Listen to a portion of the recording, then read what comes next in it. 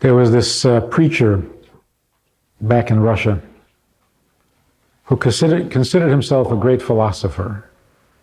He was a legend in his own mind. And he would go around from shtetl to shtetl delivering these philosophical lectures to simple farming people. So naturally they all fell asleep. But he would go from town to town and he would deliver his lectures. One time he comes to a town and he's giving his lecture. Everybody falls asleep except for one guy who's looking at him very intently. And at one point in his lecture, he sees this guy going like this. He said, finally, somebody is listening, somebody is agreeing with me. But after a few moments, the guy is going like this. So he thinks, oh, he doesn't agree with me. So he brought more arguments and he explained it better and he tried harder. And after a while, the guy's going like this. And this went on back and forth. He would say no, and he would explain it better, and then the guy would say, nod yes. So, of course, the lecture went on for hours. Finally, when he finishes his lecture, he goes over to the guy and he says, so tell me, in the end, did you agree with me or not? The guy says, look, I'm a simple farmer. I didn't understand a word you said. He said, then what were you making with your head? He says, last week, my best goat disappeared. And when you were standing at a certain angle, you looked like my goat.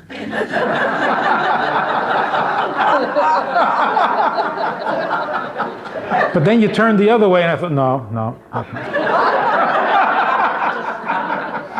But when you turned back, I thought, yeah, that's my goat.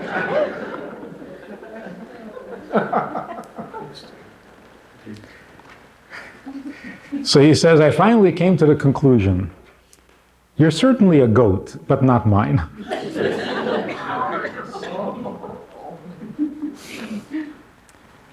When we get together, a whole community of Jews, we got to accomplish something. We got to say something. We got to learn something meaningful, something real, something true, something holy, something without an echo.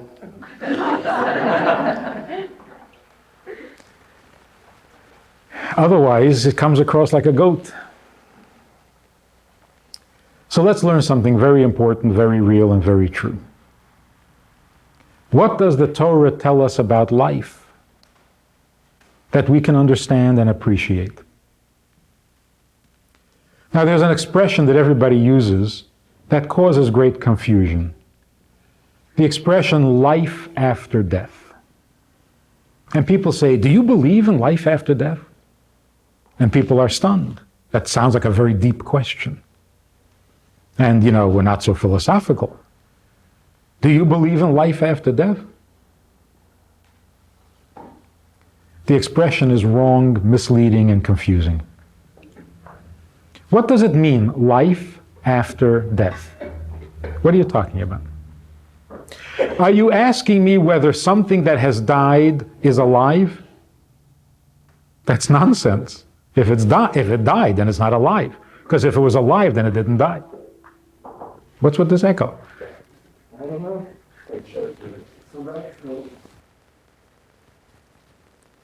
Which one is it?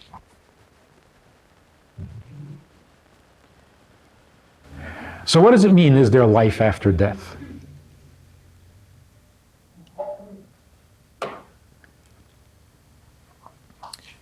A human being is defined in Torah as a creature with a body and a soul. Because in the story of creation, it says God formed a body and then breathed into it a soul, and it was a man, a mensch. So what is a mensch? Not a body alone, and not a soul alone, but a body with a soul, or a soul in a body.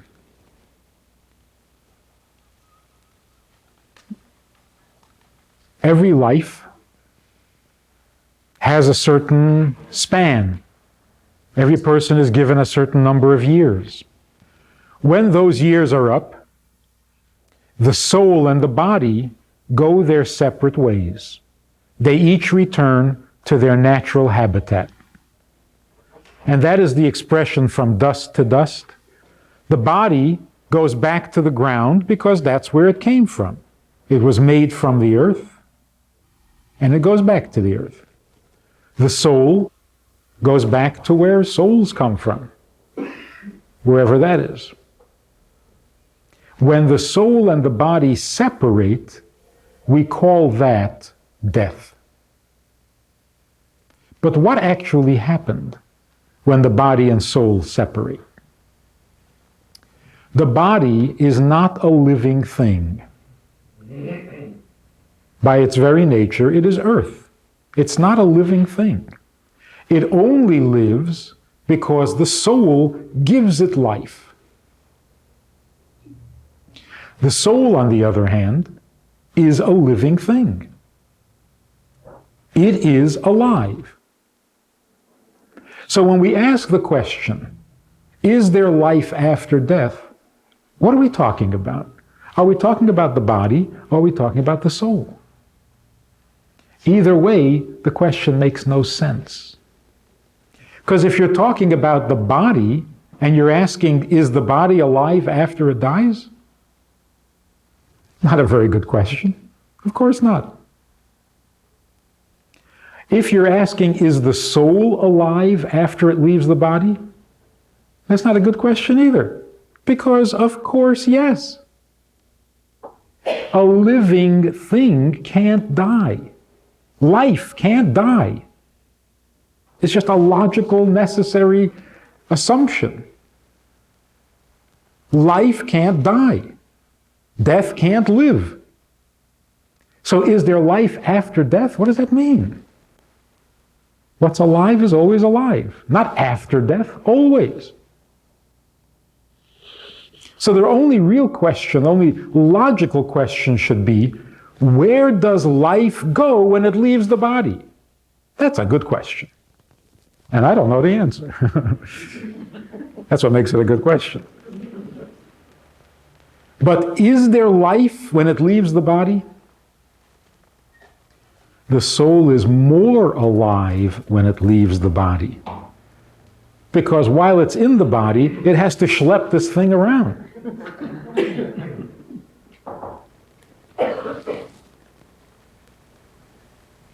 It's like a locomotive. Can a locomotive move when it's disconnected from the 300 cars? Can it move? Yes, it can move a lot easier. So the soul is a locomotive. The body is like the cars, the caboose. So for 120 years, the locomotive schleps this body around and gives it life. When it separates from the body, it becomes more alive. What does life mean? Life means feelings. Life means knowledge. Life means sensitivity.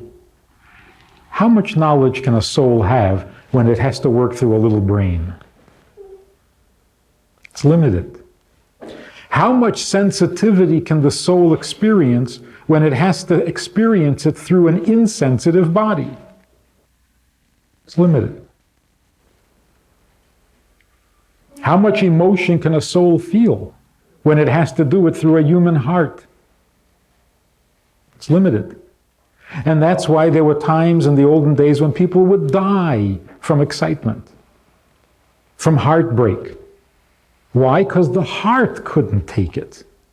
The soul was feeling more than the heart could take. But when the soul is not attached to the body, it feels those same feelings more intensely. It understands what it had studied or what it had thought more deeply. It's now free to live without restrictions. So when people say, God forbid a husband dies leaving a wife, or a wife dies leaving a husband, does the soul in heaven still feel care, know? The answer is, what do you mean still? Now it really feels. If it could feel love or compassion or devotion through a human heart that is only so big, imagine how much love it feels now that it's not restricted to that little heart. And it doesn't have to worry about whether the heart can take it. Now it can really feel. So it's hard for us to imagine how much emotion is a soul capable of when it is not restricted by the human heart. How much knowledge and understanding is a soul capable of when it doesn't have to work through the little brain? How much does the soul see when it doesn't have to see through eyes? How much does it hear when it doesn't have to hear through the ears? So is the soul still alive? Not still alive. Now it is fully alive.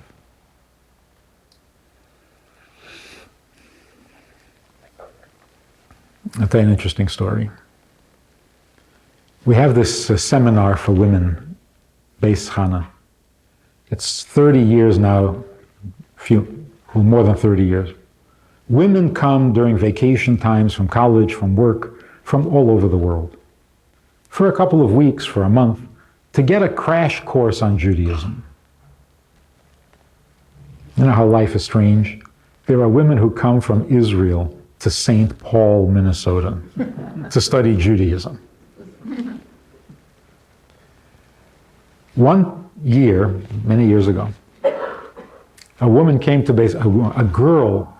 Beis Chana. She was 16. Her mother begged her to come because from the time she was 13, she had told her parents that she wants to be a Mormon. You know what is a Mormon? This girl grew up in Brooklyn. She went to a day school all her life. When she was 13, she decided she wants to be a Mormon. She told her mother, the mother says, "What's a Mormon?" She had no idea what that was.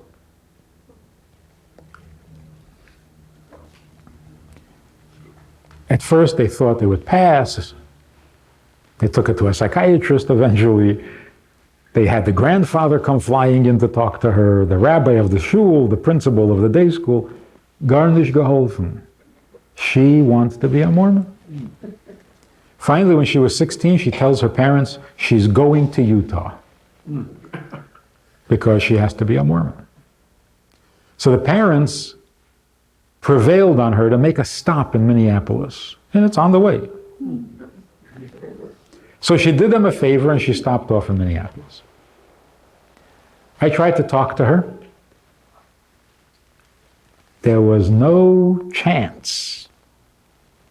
I said, "Why are you going to Utah?" She says, "I'm going to find out if they have the truth."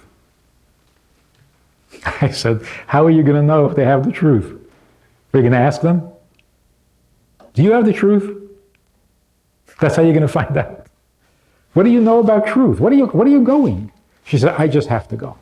And there was no talking to her. Fine. Next morning, she goes down to the office, and she's on the telephone with the airline, making arrangements to continue her journey to Utah. But the secretary of the Chabad house was on the other line talking to a Baptist, Northern Baptist, to a church group who were coming to the Chabad house for a lecture. This girl hears this and she says to the secretary, "They're coming to Chabad house for a lecture?" The secretary says, "Yeah." The girl said, "Why?" And the secretary, who wasn't Jewish, says, "To learn, I guess."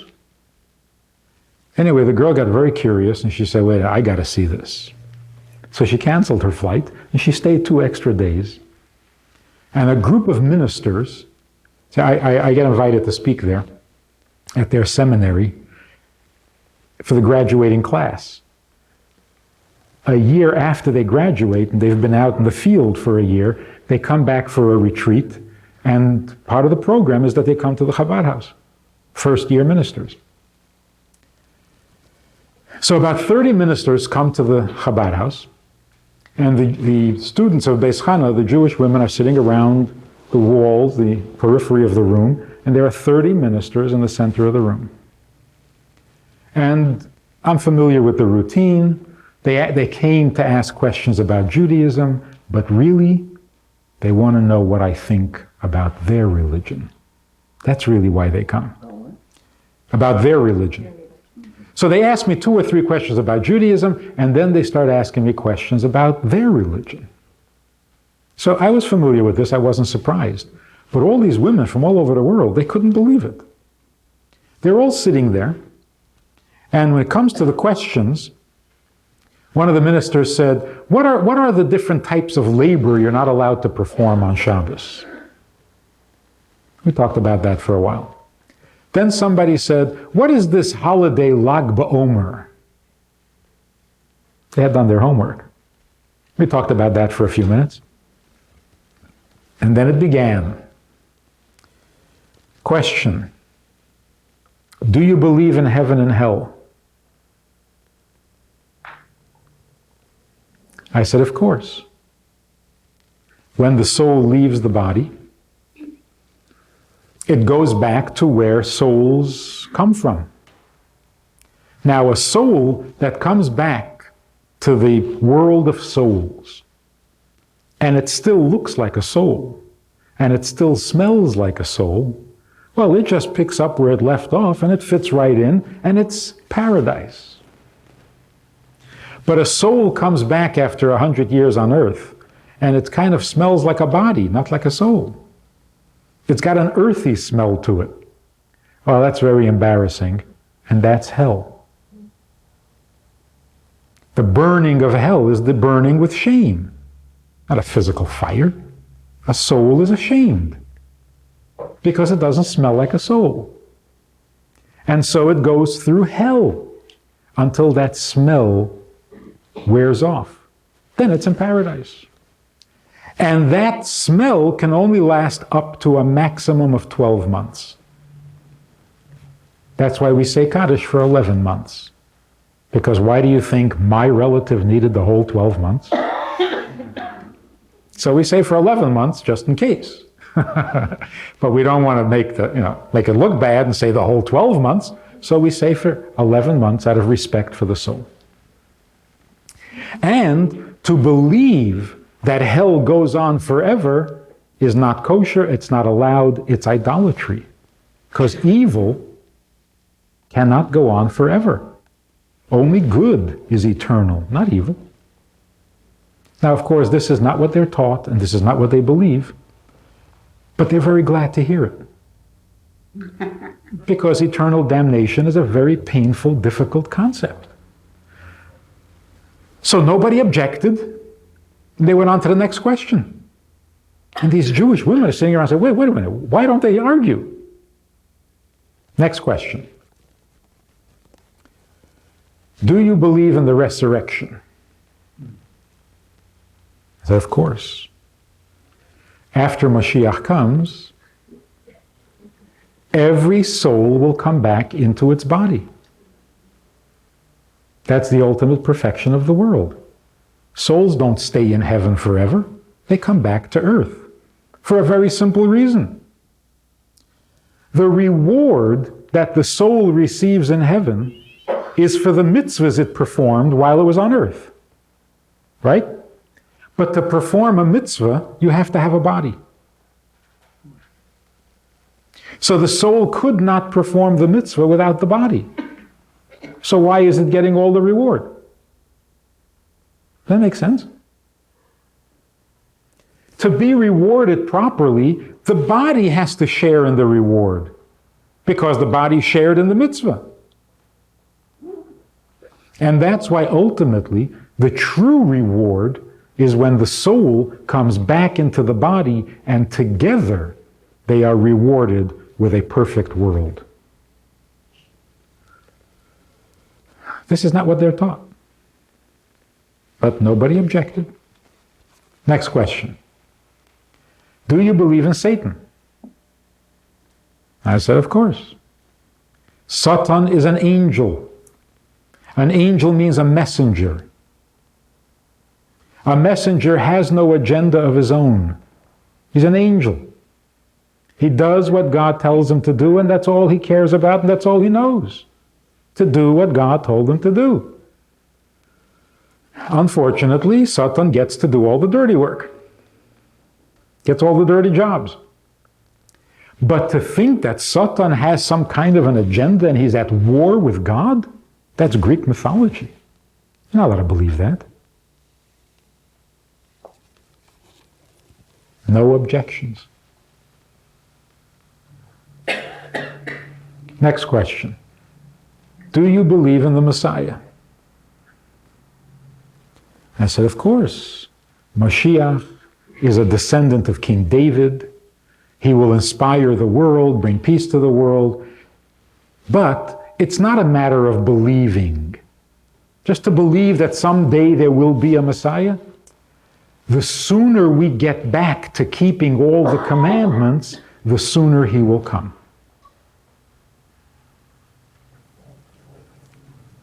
Of course, this is not what they're told. But a guy raises his hand, that's sitting right in front of me, a minister, raises his hand, and he says, is there anything we can do to help? This girl who was on her way to Omaha, who was on her way to Utah,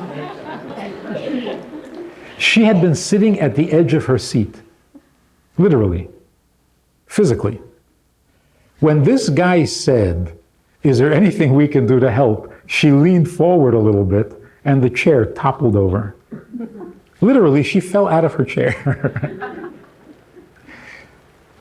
The session was over and she comes over to me and she says, I'm not going to Utah. What's the point? They'll bring me here for an afternoon to find out what I might as well stay here.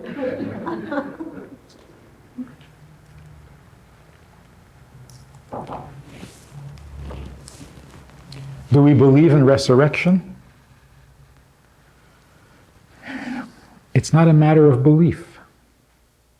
Just like life continues logically and necessarily because a living thing can't die, the same is true with resurrection. It's necessary morally to assume that the body will be rewarded with the soul. So it's not just a matter of believing in some strange event that's going to happen.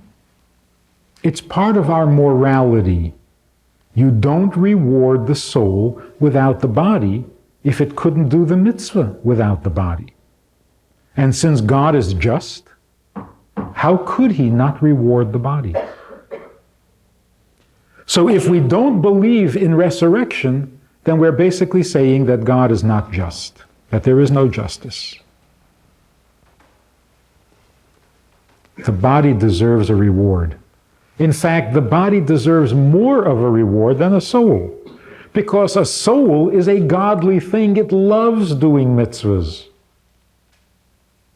So why does it deserve such a reward? It's only doing what it loves. But the body hates doing mitzvahs. Body hates doing anything. So when a body does a mitzvah, it really deserves a reward. And to not reward the body, that's just not nice. And God is nice.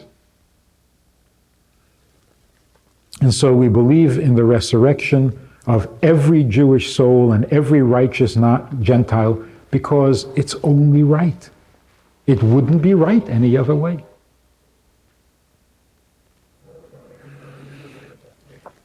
Now, the process of birth and death is explained very, very graphically in Torah and in Kabbalah. By the way, Kabbalah, I mean real Kabbalah, not the stuff Madonna dabbles in. Real Kabbalah is simply a section of Torah. only it's the mystical section. So in the Torah it says that birth and death come in stages. They don't happen suddenly. How does birth happen? 40 days before conception, the angel announces that there's going to be a conception and a birth. It announces how long this soul is going to be in the body. It announces the type of life it's going to have. It announces who you're going to marry. That's before you're conceived. You're already married. Then it's just a question of finding him or her.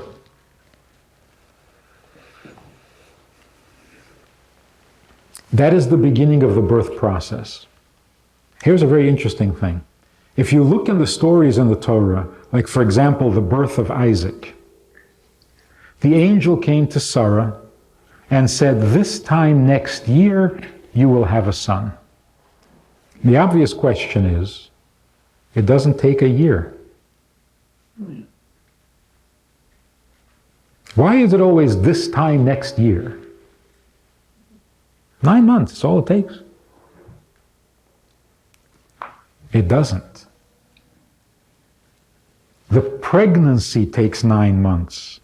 But before conception, the soul has to get used to the idea that it's going to come down into a body, into this world, and it has to adjust. It needs a little time to orient itself. It would be too shocking for conception to happen without warning. So it literally does take 12 months for a soul to be born. So we've all been here before. We're old hands at this. So when the resurrection happens, which body is our soul going to come back to?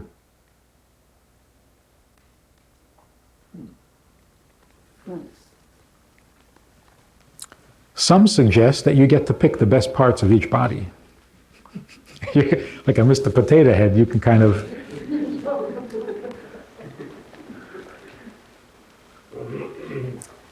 Every body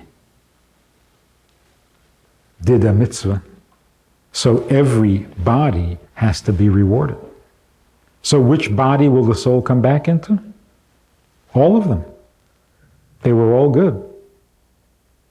A soul can have more than one body. One soul can give life to many bodies.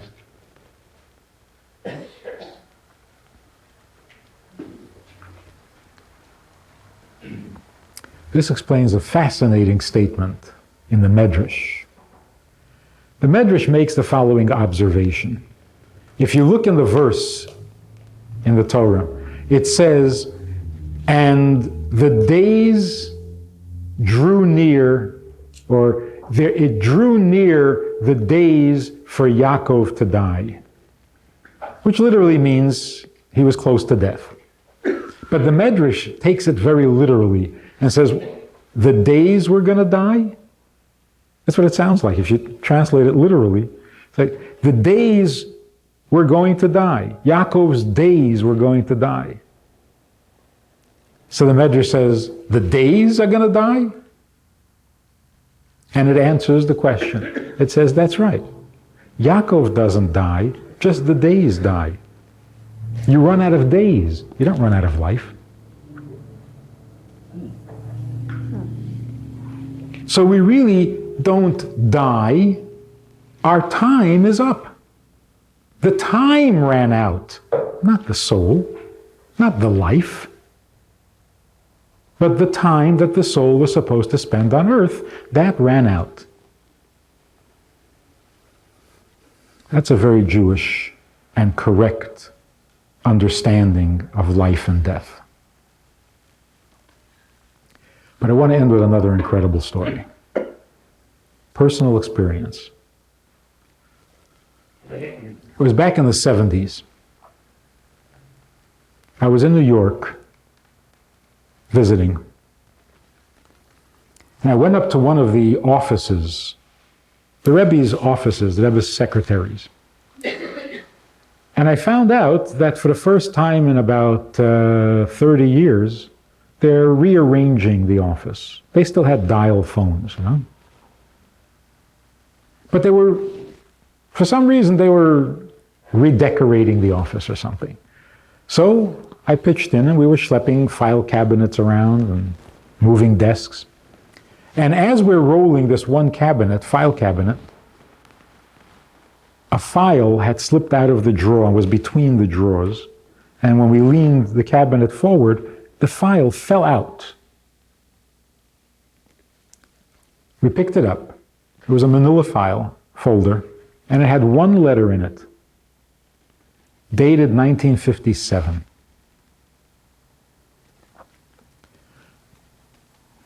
We read it.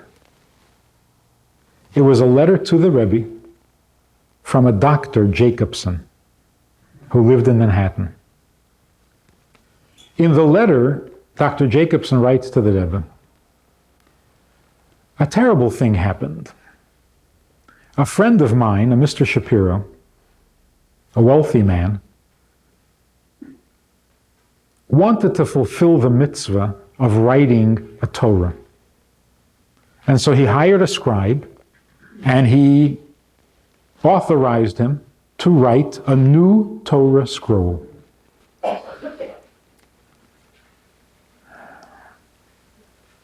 The custom is that just before you finish the last line of the new Torah, you make a party, you invite a lot of people. It's the celebration of the conclusion of a Torah scroll. And then at the party, you fill in those last letters, and there's a big celebration. Mr. Shapiro asked Dr. Jacobson if the party could be held in Dr. Jacobson's apartment because it was larger than Mr. Shapiro's. And so there was a party. It was a great celebration, and at the party, there was a woman there, a single woman, young woman, who, it doesn't say in the letter, but she must have had an aneurysm. And all the doctors who were there could not help her, and she died at the party in Dr. Jacobson's apartment. Now, Dr. Jacobson writes to the Rebbe, "My faith is fine. I have no questions, I have no problems. But people are asking me how do you explain this? A woman comes to a party celebrating Torah and dies? Where's the justice?" Now, you know, of course, when a person says, "I have no problem, but a friend of mine," you know already what that means, right? Some guy once came to a Rebbe and said, "Rebbe, a friend of mine asked me to find out, how do you repent for committing adultery?" So the Rebbe said, "Why didn't your friend come to ask himself?" He said, "Well, he's embarrassed." He said, "He doesn't have to be embarrassed. He can come and tell me that he has a friend."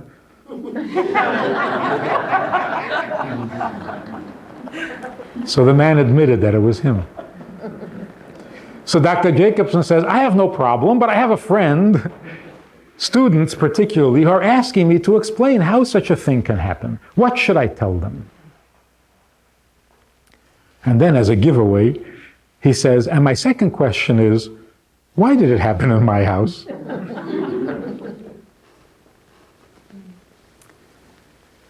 The way that Rebbe answered most letters is that he would write his answer in the margin of your letter. That way you save paper and you save time, and it's... So the Rebbe's answer was written in the margins of Dr. Jacobson's letter, right there. So after we finish reading Dr. Jacobson's letter, we read the Rebbe's answer. The Rebbe writes it out, and then the secretary types it up and mails it out. But here was the answer, and it's written very briefly, A, B, C, points. Here is the Rebbe's answer. A, why do human beings think that they can understand God? B, God asks us to try to understand Him, so let's try. C. When a person is born, there is an announcement made by the angel that says how long that person is going to live. With very rare exceptions, the person lives exactly that amount of years to the day. If you do something so horrendous, so unthinkable, it could shorten the life, but that's very unusual. And if you do something so stupendous, so meritorious, it could lengthen your life, but that's rare. Generally, we live out the life we were given. Where are we up to? D. When the time comes and the person is finished with his life, death can happen in so many different ways. It can happen in very unpleasant circumstances, like a person alone in the streets. It can happen in a hospital where you have at least some caring doctors, some people who are interested, sensitive. It can happen with your family standing around. Different ways. Point E. Every detail of a person's last minutes in life are unimaginably meaningful. Your last breaths, of course, everything that's going on around you is very meaningful. Next point. You cannot imagine, the Rebbe says, how meaningful is it to a Jewish girl who is breathing her last and cannot speak? How meaningful is it that she knows that she is breathing her last breaths in a room that has a mezuzah on the door, and in the mezuzah it says, Shema Yisrael Hashem Elokeinu Hashem Echad, which is what you're supposed to say before you die. But she couldn't say it. So knowing that it's in the mezuzah and that she's in a room that has a mezuzah, how meaningful is that? And how meaningful is it to know that her life is concluding together with the conclusion of a Torah? So what should you tell the people who are asking you? You should tell them that they just witnessed an incredible example of divine planning. In fact, the Rebbe says, according to the teachings of the Baal Shem Tov, why did Mr. Shapiro suddenly decide to write a Torah? For this girl. It was her merit. There were 4 of us sitting in the office. We read this letter and we were stunned. I mean, the clarity of the vision, that holy way of looking at things, the beauty of the way that Rebbe explained, we were just marveling. And suddenly the phone rings. The story is not over. The phone rings. It's a rabbi from a big city in the Midwest. He says, please get a message to the Rebbe. I am in the middle of a bar mitzvah of my oldest son, and my father came from Israel to celebrate the bar mitzvah. We're right in the middle of the celebration. My father just collapsed and died from a heart attack. What should I do? We're in the middle of a bar mitzvah. What should I tell the people? We looked at each other and said, boy, do we have an answer for you. We read him the letter. What greater merit for a grandfather than to be in his last moments at the bar mitzvah of his grandson? This is not a tragedy, this is such a schus. So he ran back to the bar mitzvah hall and he read the whole thing. We dictated it to him because there were no faxes in those days. We dictated it to him and he read it to the people and the bar mitzvah went on. Now we looked at each other and we said, wait a minute. Who decided to move furniture around all of a sudden? Why? And you know, they never finished. They never finished moving that furniture. That's it. That was the end of the movement of the furniture. Because there really was no reason for rearranging the office other than to find that letter. On that day, when this rabbi would call and say, what should I tell people? My father just died at a bar mitzvah.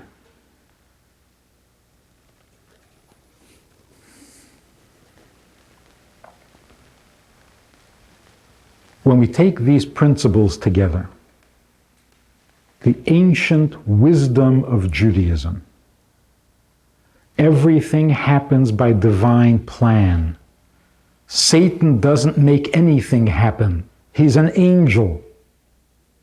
Everything happens according to God's plan. And God's plan is always perfect, and it's always for the good. If we could understand God, if we had holy eyes so that we could see holiness, we wouldn't have any questions at all. But God doesn't let us see. He wants us to figure it out. Because that way, we appreciate Him so much more. If we just saw it, we would get used to it.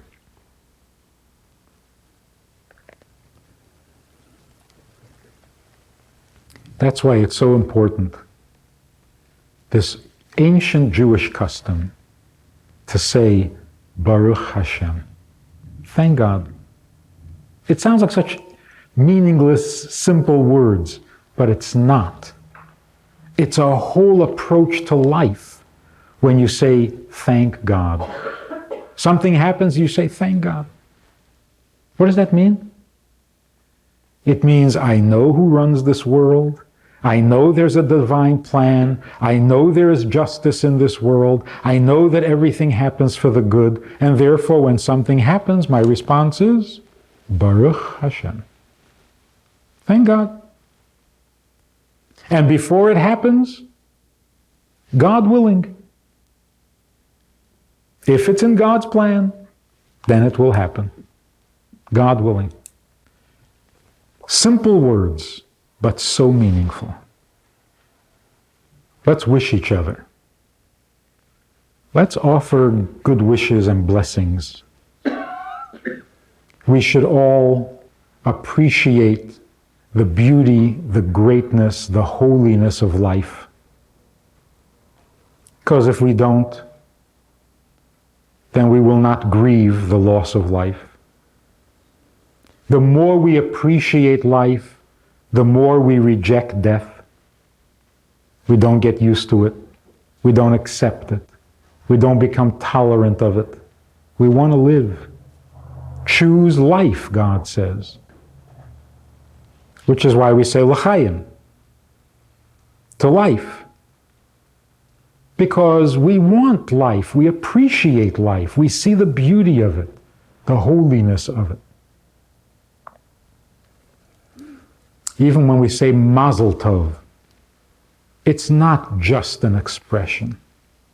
It's full of meaning. It's full of life. So let's celebrate life. And let's celebrate our Jewish wisdom. We're forgetting, and that's a tragedy. We have the greatest wisdom in the world. There's nothing like the wisdom of Judaism. I mean, we see it now. Some people claim to believe in God, and as a result, they blow themselves up with others. Yeah.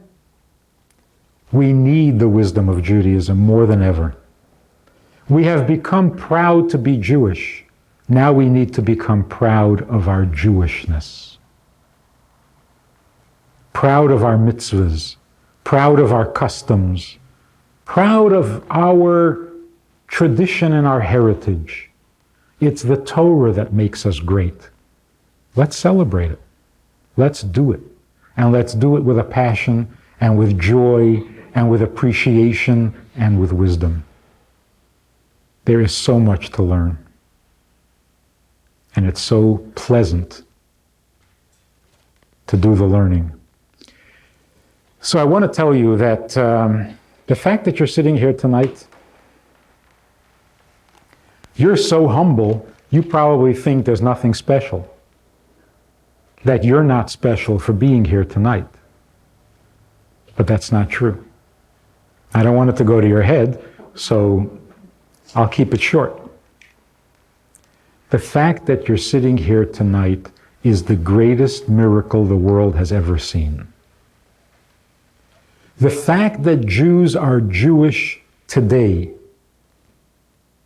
3,000 years after God spoke to us for the first and last time, and said, "Be Jews." And we said, okay. We had no idea what we were in for. We had no idea that God would not talk to us again for 3,000 years. We had no idea that it was going to be 3,000 miserable years. We thought we'd be at the top of the world. No, we're not. 3,000 years has gone by since God asked us to be the Jewish people. And we've suffered. And we're Jewish. You stop and think about it even for a minute. This is not possible. It isn't possible. How can you still be Jewish 3,000 years later? And why would you want to be? What is wrong with you? Why do you call yourself a Jew, and why do you come running when you hear there's a Jewish program happening? What is with you? It's a miracle. You are so Jewish. You are so incredibly Jewish, and you don't even realize it. You don't even realize it. And you think, see, you ask the average Jew, do you consider yourself a good Jew? I'm not talking about political people. The average Jew. Stop the average Jew anywhere in the world and say, do you consider yourself a good Jew? Nobody is going to say yes. We're all lousy Jews. Because everybody will tell you, me? I'm a good Jew? Compared to my grandmother, I'm nothing. Compared to my grandfather from my mother's side, that was a tzaddik. I'm nothing. Everybody says that. Whether you are Orthodox, conservative, or Reform, everybody says the same thing. What, me, a good Jew? There used to be some good Jews now, not me.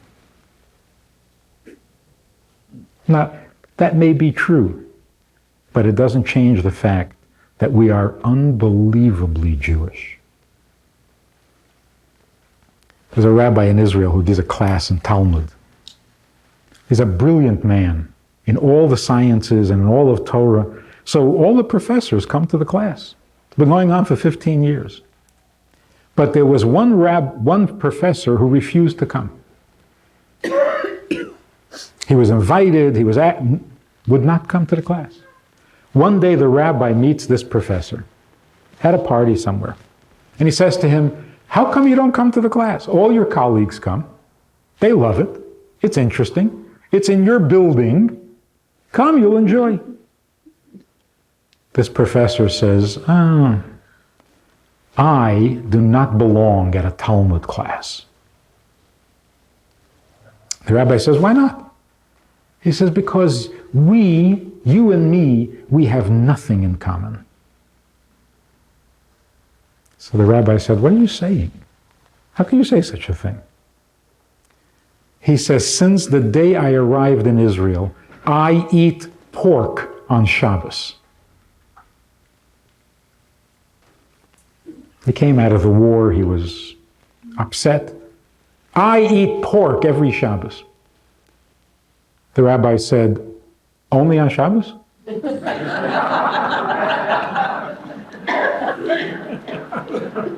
He says, yeah, dafke on Shabbos, in spite. So the rabbi says, well, in that case, we do have something in common. He says, what? He said, we both celebrate Shabbos.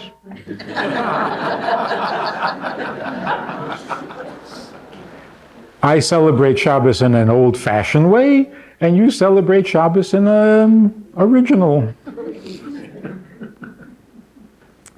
the professor started coming to the class. And he told his colleagues why he's coming to the class. He says, that rabbi is very smart. I heard what he said to me. It wasn't just a joke. You hear what he said to me? He said to me like this, why do you eat pork? Because you're angry at God for the Holocaust. So how do you get back at God? You do the most outrageous, un-Jewish thing you can think of. What is the most un-Jewish thing a person can think of? Pork and chicken. To eat pork. Because everybody knows a Jew doesn't eat pork. But it didn't feel like it was enough of a punishment. So you thought to yourself, how can I punish God a little more? So you thought, not on Tuesday or Wednesday. I'm going to eat pork on Shabbos. That feels more like a punishment. So the rabbi was basically saying to me, you think you're not Jewish? You think we have nothing in common? You don't belong at a Talmud class? Listen to yourself. First of all, you believe in God. Otherwise, who are you angry at? Secondly, you believe that God gave the Torah. Otherwise, how do you know you're not allowed to eat pork? Thirdly, you know that Shabbos is a special day for God. Otherwise, why is that a bigger punishment? So you believe in God, you believe in the Torah, you believe that God runs the world and should have stopped the Holocaust, and you believe that Shabbos is a holy day. Listen to yourself, you're Orthodox. One more mitzvah, you're ultra. He says, and here I thought I wasn't Jewish anymore. We are an incredible people. And it doesn't, you can tell others also. It won't do any harm. We are an incredible people. And we take no credit for it. The fact that a Jew today says, yes, I'm Jewish, for that he deserves every reward in the world. Every blessing in the world he has just earned himself. If after 3,000 miserable years of suffering, you say you're Jewish, you're a hero. And you don't even think so. You think, I'm a lousy Jew. We are incredible. God got a real bargain when he picked us. He probably didn't even expect us to last this long. On the other hand, what a compliment. If I was God, if I was God and I gathered a people at the foot of Mount Sinai and I wanted them to be my people and be Jewish and observe the mitzvahs, I would talk to them every day. No, are you doing it? I'd be such a nudnik.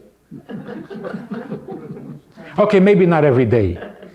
How about once in 1,000 years? Doesn't he feel any need to come back and repeat himself? No? Not even once in 1,000 years?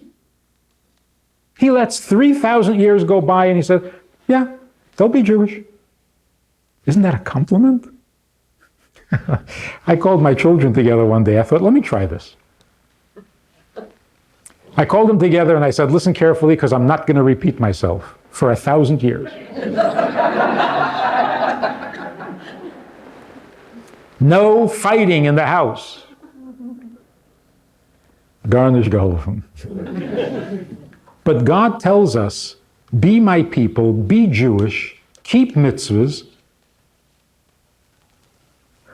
and then doesn't say it again for 3,000 years? Miserable years? And he's confident that we're still going to be Jewish? Boy, he's got a lot of confidence in us. And he's right. Because look, we're here. You're sitting here. It's not Shabbos, it's not Yom Kippur. You think it's Yom Kippur? No, it's not. It's Erev Pesach, by the way. And you come out here, why? Because you want to know about what? Community health? No, that's not what you came here because you're Jewish. And you heard something Jewish going on. You don't care whether it's about mental health, mental unhealth. You don't, as long as it's a Jewish program, you come running. Why? Because 3,000 years ago, your great-grandparents stood at Mount Sinai and God said, be my people, and we said, sure. We are really amazing people. Daniel Pearl,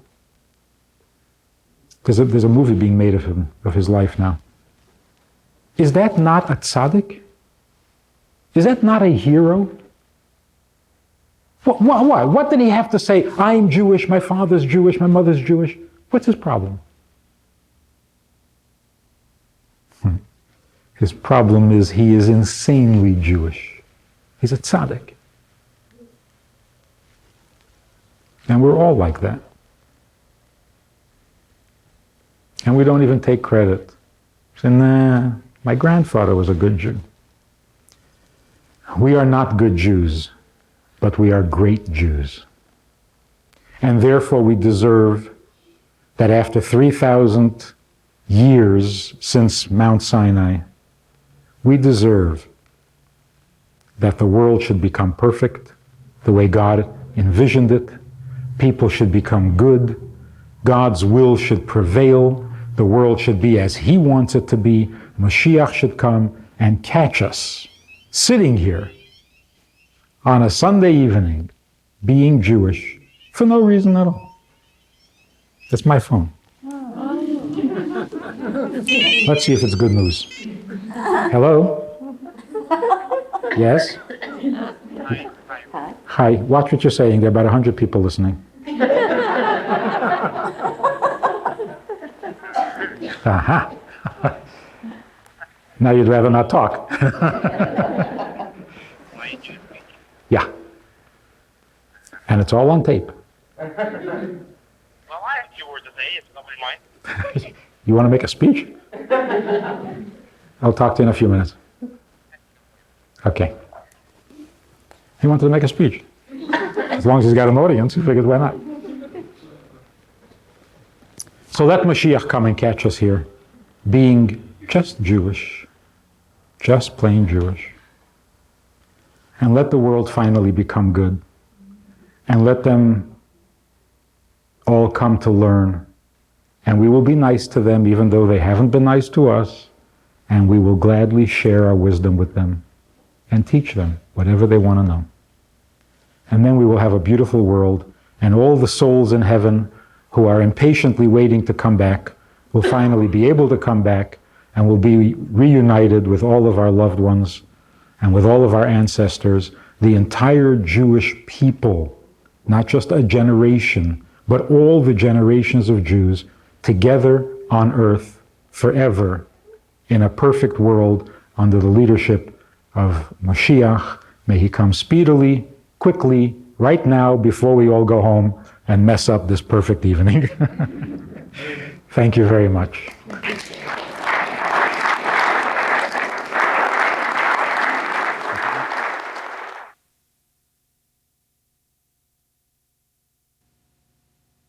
Very, very good question, and a very complex question.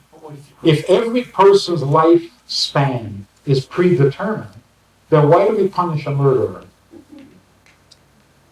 Didn't the victim die when he was supposed to die? So why are you punishing the murderer? It's a good question. Because that's it's God's will.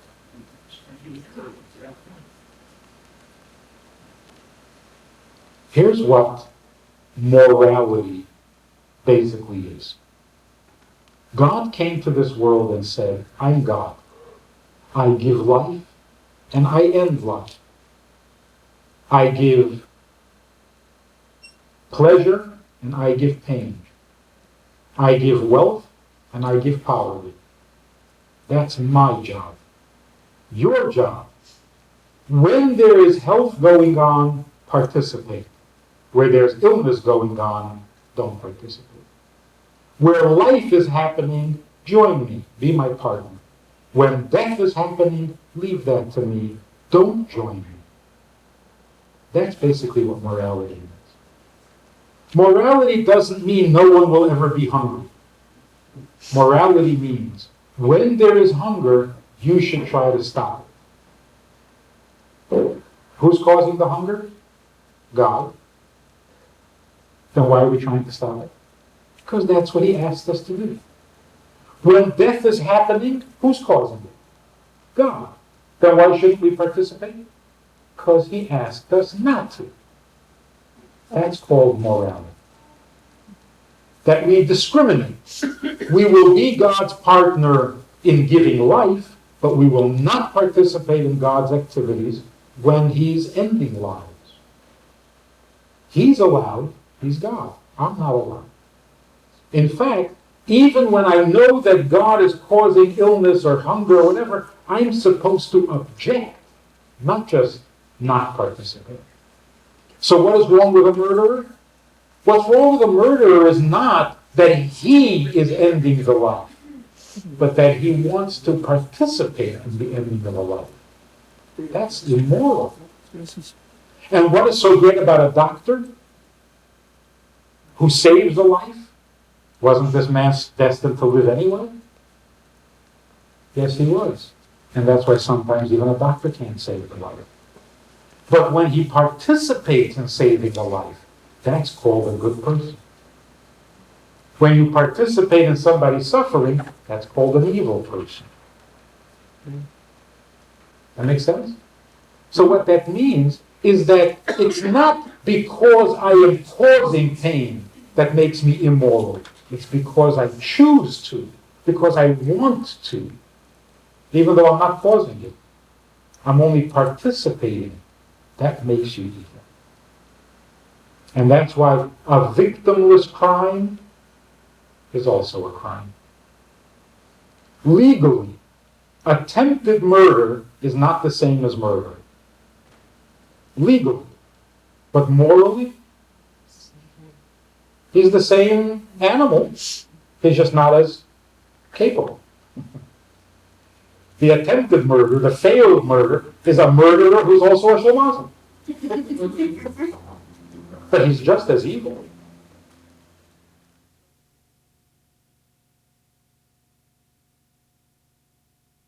Again, the whole point is not that if you have no control, I mean, then there's no reason to make a choice. It's done. well, if it's done, why are you participating?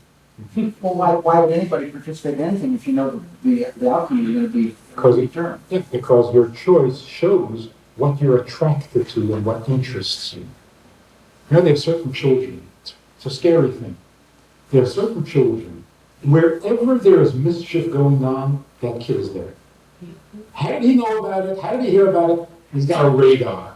Whenever something bad is going on, this kid is there.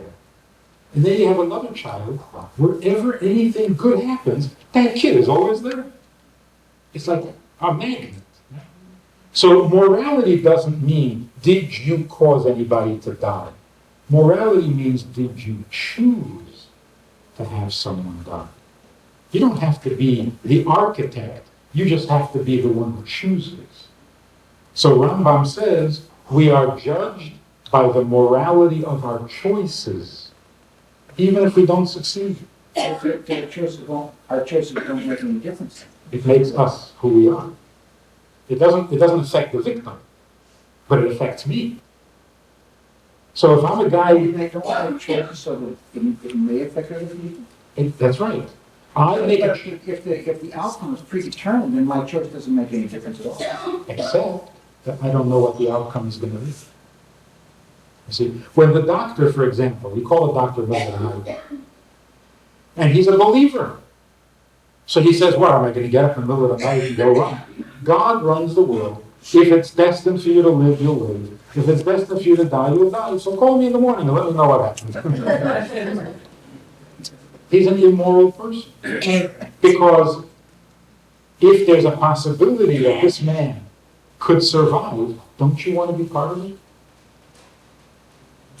Well, yeah, you want to be part of it, you get the person survive, but what you do doesn't make a difference whether or not the person survives at all or not. True. But it tells you who you are.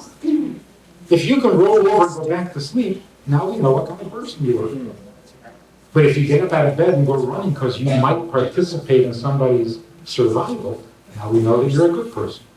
So again, our freedom is not that we can run the world. Our freedom is that we can make choices. Whether those choices will succeed or not, we never have any guarantees. So if a person decides he wants to be rich, okay, that's his choice. Will he be rich? There's no guarantees. So a guy decides he wants to be a mass murderer. Will he get to kill many people? Not if he can't shoot straight. Not if he's a shlemazel. Yeah, but that's predetermined whether he shoots. You say that's predetermined. Yes. So his choice is an immoral choice, but his ability to pull it off, everybody knows that if you're hurting somebody, it's bad. Judaism says if you have chosen to hurt somebody, that's bad, even if he doesn't get hurt. So we're taking more responsibility for our choices. And we are better people for it.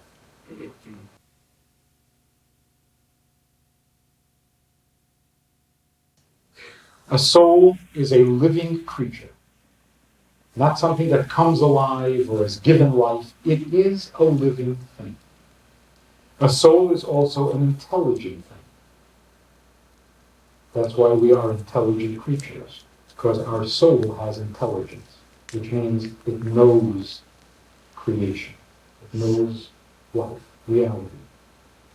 Wisdom comes when our minds are open to what our soul knows. So wisdom does not come from the outside, it comes from the inside. Because every soul has wisdom. Question is, can you extract it? Can you withdraw, like a bank account? Can you withdraw that wisdom of your soul and make it conscious in your mind? An open mind brings wisdom from the soul. But the unique thing about a soul that makes us different from angels and different from animals and different from all creatures, a soul has a sense of purpose. The most painful thing for a soul is to be unable to perform. Because if we can't perform, if we can't fulfill some purpose, it makes us completely crazy. You say that a soul during all these other factors, you take that which sense again. So those of us that are harder and have old souls have less confidence for us. Is what you're saying? Is it harder for us? The souls that have been here before may be a little worn out, a little frayed at the edges, but more experienced. And we're here to finish just a little bit of unfinished business. Otherwise, we're pretty advanced. So even one... Is our business the same from the first soul to the second soul? Are we following the same pattern? Yes, but we've accomplished the bulk of our work, and we've got just the finishing touches now. And that's why one mitzvah can make all the difference in the world. Because maybe all the other mitzvahs you already did last time. But is it the soul's fault that it doesn't come to fruition, or is it the body's fault because it's the body can't? It's the body, but The soul suffers. Yeah. like having a bad partner. Like a bad marriage. Yeah. One other thing about souls. The Jewish soul is different than a non-Jewish soul. Because a soul is on a mission. Jewish souls have a different mission from a non-Jewish soul. So it's got a whole different makeup. So when we say a person is born Jewish, we certainly don't mean he's born religious. He's not born with a yarmulke on. What does it mean he's born Jewish? It means he's born with a Jewish mission, which means a Jewish soul. So the Jewish soul is inherently different from a non-Jewish soul. And that's why intermarriage can't happen. The souls don't match. The personalities can match, but not the souls, because we have different missions. And if the person converts, Why does a non-Jew have to convert to become a Jew? What does he have to convert? He just has to learn a little bit and then he's Jewish, right? No, he has to convert. But what converts? His mind doesn't convert. Of course. he has to get a Jewish soul. I mean, let's get down to this important point here. In a week from now, we're going to sit down to a Seder. And we're going to celebrate the Exodus from Egypt. 2 weeks. I'm panicking. I'm panicking. And we're going to celebrate the Exodus from Egypt. And we're going to say, thank you, God, for taking our ancestors out of Egypt. Now, what if an Egyptian wants to become Jewish? And he converts. A week before Pesach. He converts, he becomes a Jew. And then a week later he sits down to the Seder and says, thank you for taking my ancestors out of Egypt. No, your ancestors were the Egyptians. Or what if he converts before Hanukkah? Then he's got to light the Hanukkah candles and say, thank you for performing miracles for my ancestors. They weren't your ancestors. Wow. That's why he has to convert. When he converts, he gets a Jewish soul. And then they are his ancestors. That's what convert means. Convert means transform, not join. So if a guy walks into the rabbi and says, Rabbi, I have always felt Jewish, I believe like a Jew, I feel like a Jew, I read all the Jewish books, and I think like a Jew. The rabbi says, okay, we'll convert you. He says, excuse me, you don't have to convert anything. I think like a Jew, I feel like a Jew, I believe like a Jew. What are you converting? I'm there. The answer is, yes, you think and you feel and you even have food tastes. You even like bagels and matzo balls and gefilte fish. But your soul is not a descendant of the people who came out of Egypt. So to become a member of the people, you have to have a Jewish soul. And that happens when you convert. Just like God can give you a Jewish soul at birth, God says, if you convert, I'll give you a Jewish soul when you come out of the mikveh. But that's what conversion means. If our souls were not different, there would be no need to convert. I feel like asking. Should I? One more question here? I have a question. Yes? You talked about when you come back after the Messiah that pick up the bodies.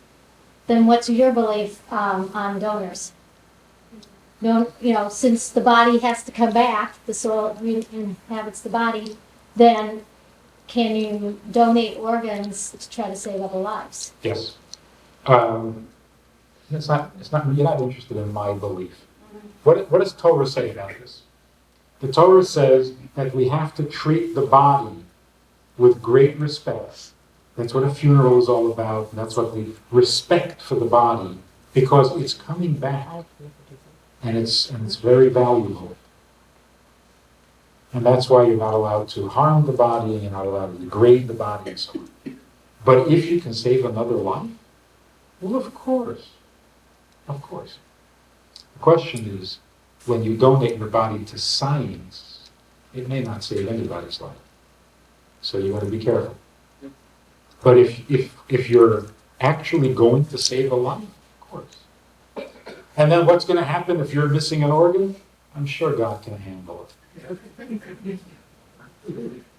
And my grandmother was one of 15. You trying to make you feel bad? All single births. I was in Florida speaking for a group of a yeshiva group. And I was saying 14 children. And then I realized, oh my God, that person got 16. This one has 18. I'm a kid. I'm not even in the running. There's a family in Israel who has 22. Well, they would have, but my great-grandfather came over to the United States, World War I broke out, and the other half stayed back in Russia. Otherwise, we figured there probably would have been a few more. Took a war to stop it. Huh? Yeah. So this family has 22 children. And of course, magazines are always trying to get interviews. And you got to talk to these people, 22 children, one at a time. No twins or triplets, cheating like that. So they're interviewing the teenage daughter of this family that has 22 children. And they're talking about how it goes and how it works and how it happens and so on and so forth. And then at the end of the interview, they say, so when you get married, do you intend to have a large family too? She says, no way. 13 and that's it.